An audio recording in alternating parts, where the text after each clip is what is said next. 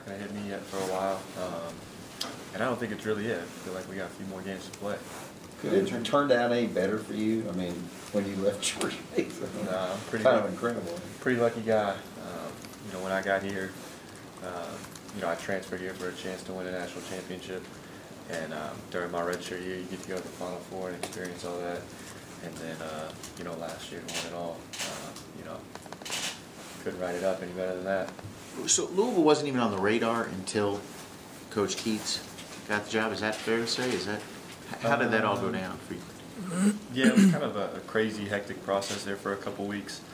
So I think, as more schools started finding out that I was thinking about transferring, more schools started talking to me. And Coach Keats was obviously a big, pretty good bridge to have it in here. Where are you at academically, and what do you see yourself doing? You're going to keep playing ball, and then after that? I've also graduated with a degree in business, and I'm going to weigh all my options here in a couple months.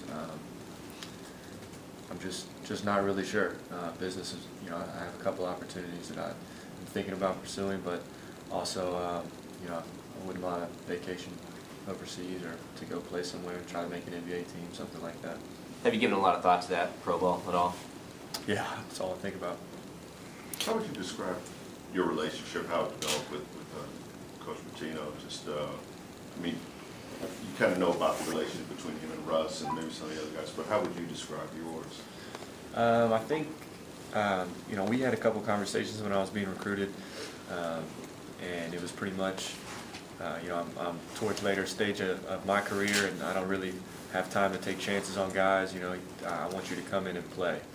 And, I was kind of nervous about the jump from, a school like George Mason to Louisville.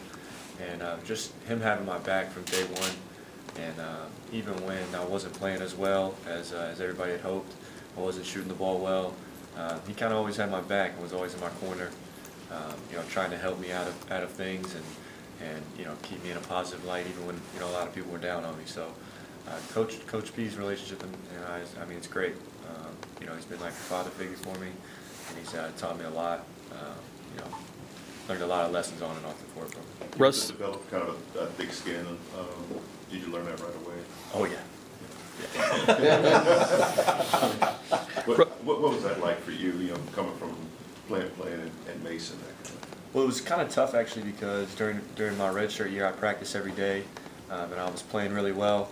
I hadn't had a shoulder injury in a while, and so if somebody scores when you're in practice, it doesn't really matter.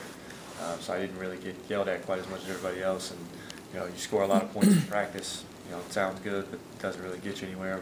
So I was kind of staying out of the coach's bad side, and then when the season started, games picked up quite a bit. I didn't shoot the ball as well as I would have liked, and so I got ripped apart for a while, and it was tough to adjust.